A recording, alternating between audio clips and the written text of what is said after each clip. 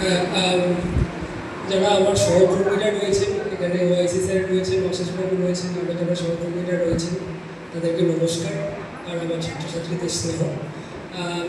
আমাকে আজকে রবীন্দ্রনাথকে নিয়ে কিছু কথা বলতে বলা হয়েছে।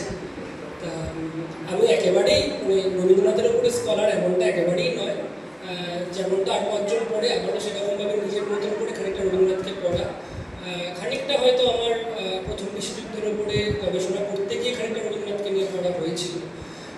আমি আজকে রবীন্দ্রনাথকে যে জায়গা থেকে রবীন্দ্রনাথকে নিয়ে বলতে চাইবো তা হলো, আমরা অনেক সময় না রবীন্দ্রনাথ ঠাকুর বলতে গিয়ে এই ঠাকুর ব্যাপারটাকে অনেক বড় করে দেখি, মানে রবীন্দ্রনাথকে এত দেবতার আসনে বসিয়ে ফেলি যে অনেক ক্ষেত্রে আমরা দূরে ঠেলে দিই।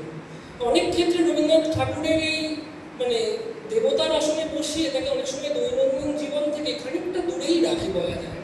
আমি বরঞ্চ সেই রবীন্দ্রনাথের কিছু কিছু কথা বলবো, বিশেষ করে ছাত্রদের জন্য বলবো, কারণ অনেক ক্ষেত্রেই তোমাদের দুজনের কাছে রবীন্দ্রনাথের প্রাসঙ্গিকতা কিছুটা হলেও হয়তো খানিকটা চলে গেছে, বা তোমরা খানিকটা হয়তো ভাবো যে তিনি হয়তো এতটাই দূরে যে তার মতন বোধহয় কোনোভাবেই হওয়া যায় না, তাকে বোধহয় কোনোভাবেই আমরা পেতে পারি না, তিনি এতটাই দূরে। কিন্তু আমি সেই রবীন্দ্রনাথের কথা আজকে একটু বলতে চাই, যিনি বারবার ভুল করছেন, যিনি বারবার পড়ে যাচ্ছেন কিন্তু তারপরে উঠে দাঁড়াতে চেষ্টা করছেন, এবং সেই রবীন্দ্রনাথের কথা বলতে চাই যিনি যিনি বারবার নিজের ভুল স্বীকার করতে চাইছেন। হ্যাঁ, রবীন্দ্রনাথ এবং যিনি শিখতে চাইছেন। মানে আমরা রবীন্দ্রনাথকে বারবারই দেখি যে একজন মহান মানুষ যার হাতে কিছুই আটকায় না। মানে রবীন্দ্রনাথ নিজের জীবনেই এমন একটা পর্যায়ে পৌঁছেছিলেন, এবং আমি নিশ্চিত মানে তার লেখাপত্র পড়লে বা তার সম্পর্কে যারা লিখছেন তার জীবনী পড়লেও বোঝা যায় যে তিনি নিজের জীবনেই বুঝেছিলেন যে আমি যা লিখতে পারবো আমার ধারে কাছে কেউ আসতে পারবে না। কিন্তু তা সত্ত্বেও মানে এইরকম একটা জায়গায় পৌঁছানোর পরেও দিনের পর দিন কীভাবে একটা মানুষ নিজেকে মোটিভেট করেন, কীভাবে একজন মানুষ নিজে অনুপ্রেরণা খোঁজেন যে আমাকে আরও পড়তে হবে, আমাকে আরও লিখতে হবে, এই জায়গাতে রবীন্দ্রনাথের ডিসিপ্লিন।